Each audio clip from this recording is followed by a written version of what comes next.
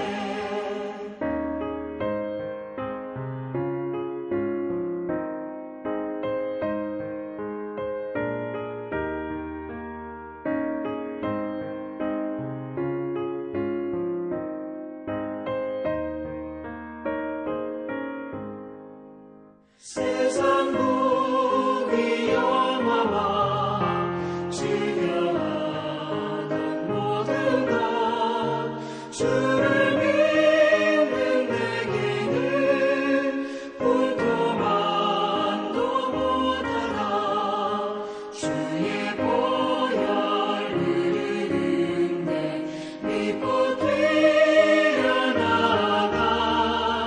주의 은혜 내가 입어 깨끗하게 되었네.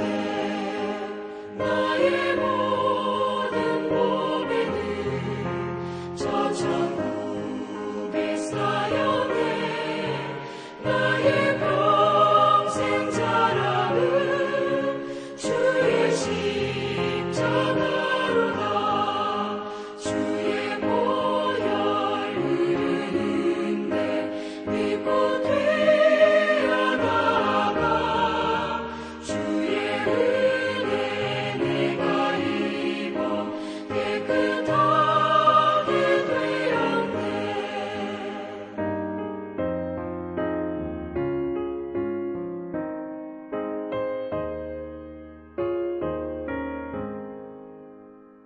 기도하십니다. 여호와 하나님, 너무나도 감사합니다.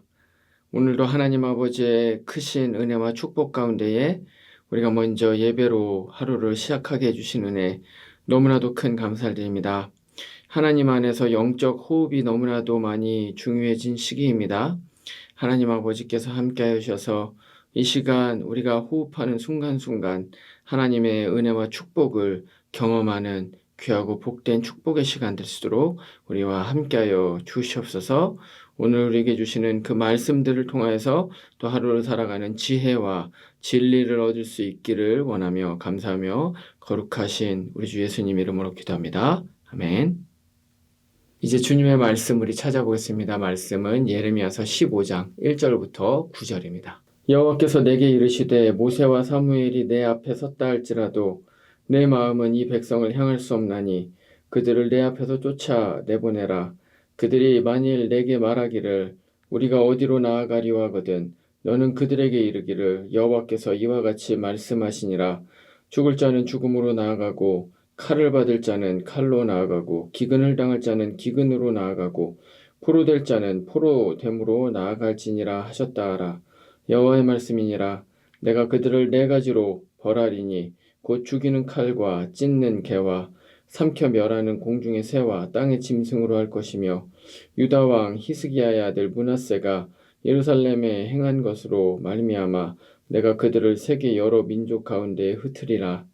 예루살렘아, 너를 불쌍히 여길 자 누구며 너를 위해 울 자 누구며 돌이켜 내 평안을 물을 자 누구냐. 여호와께서 이르시되 내가 나를 버렸고 내게서 물러갔으므로 내게로 내 손을 펴서 너를 멸하였노니 이는 내가 뜻을 돌이키기에 지쳤음이로다. 내가 그들을 그 땅의 여러 성문에서 키로 까불러 그 자식을 끊어서 내 백성을 멸하였나니 이는 그들이 자기들의 길에서 돌이키지 아니하였음이라. 그들의 과부가 내 앞에 바다 모래보다 더 많아졌느니라. 내가 대낮에 파멸시킬 자를 그들에게로 데려다가 그들과 청년들의 어미를 쳐서 놀람과 두려움을 그들에게 갑자기 닥치게 하였으며 일곱을 낳은 여인에게는 쇠약하여 기절하게 하며 아직도 대낮에 그의 해가 떨어져서 그에게 수치와 근심을 당하게 하였느니라. 그 남은 자는 그들의 대적의 칼에 붙이리라. 여호와의 말씀이니라. 아멘. 사람은 혼자 살아가지 않습니다. 크든 작든 모두 다 공동체를 이루면서 살아가지요. 그리고 그 공동체는 반드시 리더가 존재합니다. 굳이 리더라는 어떤 타이틀을 갖고 있지 않더라도 예를 들면 뭐 어떤 사람이 그 공동체 방향을 결정을 한다거나 아니면 그 목소리에 힘이 있거나 아니면 어떤 영향력을 끼치는 그런 사람이라면 사실 타이틀이 없다고 하더라도 이제 리더라고 이야기를 하게 됩니다. 그래서 가정이나 교회, 뭐 직장, 회사, 아니면 뭐 스포츠팀, 국가, 아니면 뭐 친구들 사이, 어떤 동호회, 뭐 하여튼 기타 등등의 여러 가지 많은 이 사람의 공동체는 늘 항상 리더들이 존재를 하는 것이죠. 그리고 이 리더는 굉장히 중요합니다. 왜냐하면 이 공동체의 운명을 좌우할 수 있을 만큼 그렇게 큰 영향력을 끼치는 경우도 많이 있기 때문에 그렇습니다. 그래서 어떤 사람이 리더가 되느냐가 그 공동체의 그 향방 그리고 흥망성쇠를 결정을 하는 경우들이 이제 많이 있습니다. 오늘 말씀에서 우리는 그런 리더 두 명을 보게 되는데요. 이 완전히 극과 극이 되는 리더들입니다. 한 사람은 므낫세이고 한 사람은 예레미야인 것입니다. 둘이 극과 극이라고 이야기를 이제 한 이유는 말씀드린 것처럼 이 므낫세는 이 유다가 완전히 철저히 멸망하는 길로 이끈 장본인이었으며 반면에 예레미야는 이들을 구원하기 위해 애썼던 그러한 리더였기 때문에 그렇습니다. 그래서 우리는 이제 계속해서 예레미야서를 읽고 있는데 이 예레미야서에 대해서 좀 여러 가지 많은 것들 중에서 오늘은 특별히 리더십에 대해서 좀 생각을 해보려고 합니다. 저는 이 예레미야서를 읽을 때마다 참 늘 항상 안타깝습니다. 늘 안타까워서 이것을 막을 수는 없었을까? 어떻게 하면 이 멸망을 막을 수 있었을까? 그런 생각을 해보게 됩니다. 어디서부터 무엇이 문제였지? 근본적인 문제는 무엇이었을까? 이제 이런 식으로 스스로 자문을 해보게 되는 것이죠. 그런데 그 중에 뭐 여러 가지 문제가 있었지만 가장 큰 문제 중에 하나는 사실 이 리더의 문제였다고 생각을 해볼 수가 있는데 바로 그 사람이 오늘 말씀에 나와 있는 이 므낫세라는 왕이었습니다. 이 므낫세 왕의 이야기는 열왕기하 21장 이하에 이제 잘 기록이 되어 있습니다. 근데 사실 므낫세는 상당히 좋은 여건에서 왕위에 오른 사람이었습니다. 왜냐하면 오늘 말씀에도 나와 있는 것처럼 이 므낫세의 아버지는 히스기야였기 때문에 그렇습니다. 히스기야는 뭐 완전하지는 않았지만 모든 사람들이 다 마찬가지인 것처럼 그럼에도 불구하고 이 사람은 종교개혁을 단행했었던 사람입니다. 그래서 우상 숭배하는 것을 이제 철폐를 하고 이제 이런 일들을 감행을 했었던 것이죠. 그리고 뭐 실수가 있긴 했지만 그럼에도 불구하고 굉장히 괜찮은 왕 중에 하나였고 사실 이스라엘 전체 역사에 있어서도 가장 좋은 왕 중에 한 명이 바로 이 히스기야라고 그렇게 얘기를 해볼 수가 있을 것 같습니다. 그렇기 때문에 사실은 이 히스기야가 했었던 그 정책을 그대로 유지를 하면서 받기만 했어도 이 므낫세는 그래도 평균 이상 좋은 왕이라는 그런 이야기를 들을 수 있었을 것입니다. 근데 너무나도 안타깝게도 이 므낫세는 그렇게 하지 않죠. 자신의 아버지가 했었던 것과는 정반대의 정책들을 펴게 되는데, 예를 들면 그 아버지가 이제 그 철폐했었던 그 우상들을 다시 다 그대로 이제 복원해냅니다. 그래서 바알과 아세라 그 신상들을 다시 복원해내고 그리고 그것들을 위한 그 신상 그리고 신전들 이제 이런 것을 다시 쌓아 올리게 됩니다. 심지어는 너무나도 가증스럽게도 이 하나님 여호와의 성전 안에까지 1월 성신의 그 제단들을 신상들을 갖다 놓는 이런 아주 극악한 행위들을 하는 것이죠. 또 뿐만 아니라 하나님께서 절대로 하지 말라고 하셨던 무당에게 점치는 일 아니면 인신제사 이제 이런 것들 이거는 다 이제 이방인들이 했었던 그 가증한 그러한 아주 악한 행위들이었고 하나님께서 혐오하는 행위들이었는데 이 모든 것들을 다 했었던 사람이 바로 이 므낫세 왕이었던 것입니다.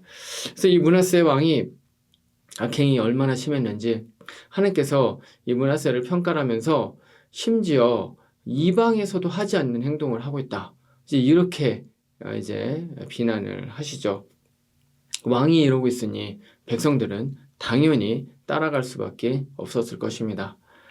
므낫세는 리더로서 이스라엘 백성들을 완전히 잘못된 길로 이끌고 결국에는 파멸에 이르게 했었던 그러한 악한 리더였습니다. 사실 리더가 돼서는 안 되는 사람이 리더가 되었기 때문에 모든 공동체가 이제 멸망당할 수밖에 없는 그런 비극적인 이제 결말을 맞이하게 되었다는 것이죠. 자, 근데 그런가 하면 오늘 말씀에 등장을 하면 이제 두 번째 리더는 정반대였는데 그 사람은 바로 예레미야였습니다.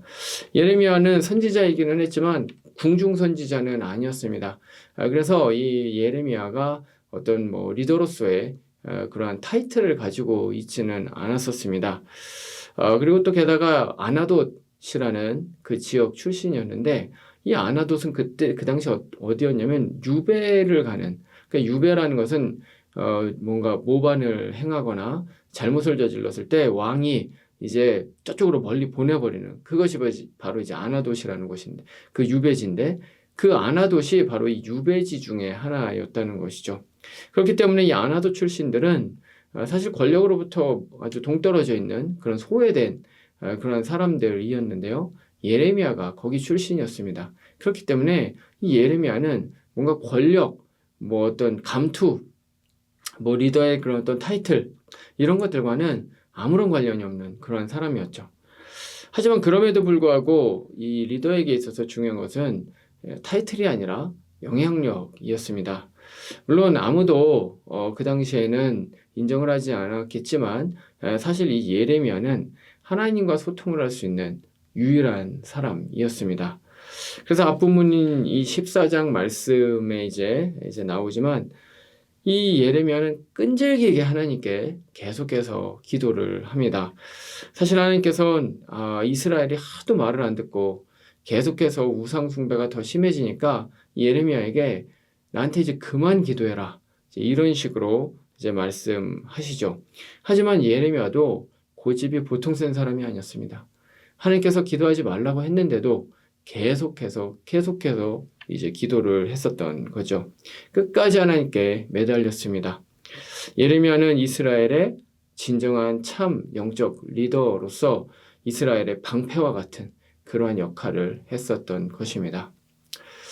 자, 근데 그러면 이 두 리더의 차이는 무엇이었을까요? 사실 말씀 나눴던 것처럼 므낫세가 훨씬 더 좋은 상황에 있는 리더였습니다. 잘할 수 있으려면 얼마든지 잘할 수 있는 그런 사람이 바로 이 므낫세였죠. 반면에 예레미야는 오히려 굉장히 어두운 아주 나쁜 그런 상황 가운데 이제 있는 사람이었습니다. 근데 그럼에도 불구하고 결과는 정반대로 나오게 되었었던 것이죠. 그러면 이 둘의 차이가 도대체 무엇이었길래 이런 다른 결과를 맺을 수밖에 없었을까요? 여러 가지 이유가 있지만 그 중에 가장 중요한 한 가지는 바로 하나님에 대한 인식의 차이였습니다. 므낫세는 히스기야와 이사야가 어떻게 아수르로부터 이 남유다를 이제 지켜내는지를 사실은 이제 봤습니다. 당시 최강대국이었던 아수르는 고대 근동의 모든 나라들을 다 정복하고 내려오고 있었습니다. 심지어 남유다보다 더 강력했었던 북이스라엘 왕국조차도 버티고 버티다가 결국에는 아수르에 의해서 정복되고 멸망을 당하는 것을 눈으로 봤습니다. 그리고 이제 그 밑에 있던 남유다를 침략을 하기 시작을 하죠. 아마 이때까지만 해도 남유다는 이제 끝났구나 라고 그렇게 생각을 했었을 것입니다. 그러나 끝나지 않았습니다. 왜냐하면 이런 중에도 하나님만을 의지하는 히스기야 아버지죠.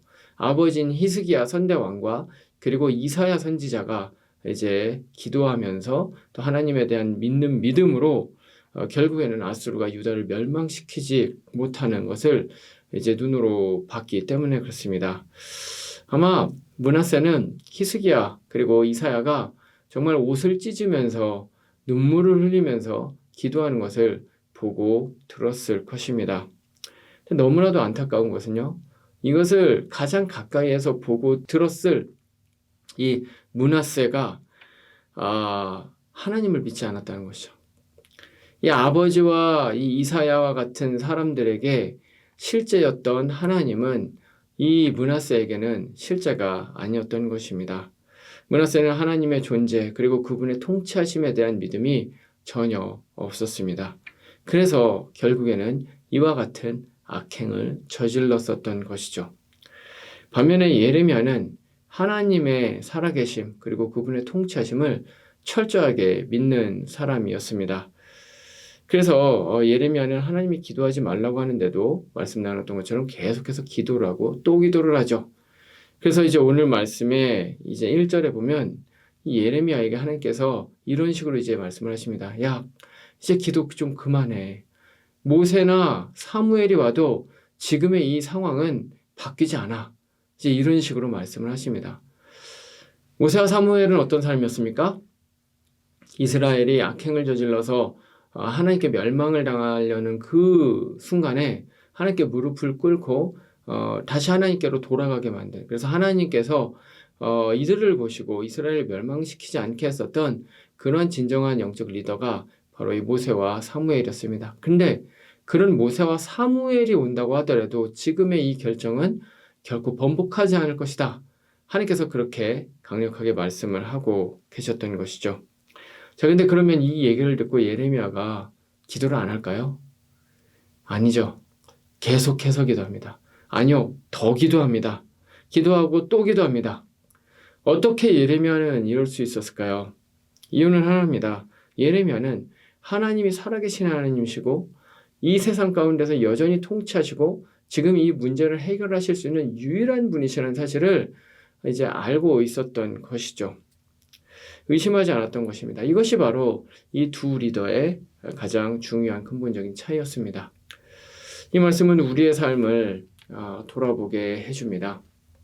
우리는 모두 다 영적 리더입니다. 우리가 인정을 하든 인정을 하지 않든 모두 다 영적인 리더입니다. 가장 첫 번째로는 함께 예배드리시는 대부분의 모든 분들은 아마 가정에서 부모로서 리더의 역할을 감당을 하고 계실 것입니다. 또 교회에서도요, 어떤 직함이나 직분이 중요하지 않다고 아까 예레미야를 통해서 말씀을 드렸는데 지금 이렇게 예배를 드리고 또 함께 기도를 하고 있다는 것 자체가 사실은 어떤 직함이나 직분이 없다고 하더라도 이미 이 교회의 영적 리더라는 것을 보여주는 것이죠. 뿐만 아니라 회사, 학교, 기타 어디에서든지 간에 모두 다 영적 리더로서 아마 계실 것이라고 생각이 됩니다. 자, 근데 그러면 우리는 어떤 리더가 되어야 될까요? 아마 한 분도 이 공동체가 막 망하고 이렇게 잘못된 길로 가도록 만드는 그러한 리더가 되기를 원하시는 분은 이 자리에 아마 아무도 안 계실 것입니다. 아마 모든 분들은 내가 속한 공동체, 가정, 교회, 학교, 회사, 국가, 하여튼 모든 것이 더 튼튼해지고 발전될 수 있기를 아마 그렇게 만드는 그러한 리더가 되기를 원하실 것입니다. 근데 그렇게 되려면 우리는 므낫세의 길을 버리고 예레미야의 길을 따라가야 합니다.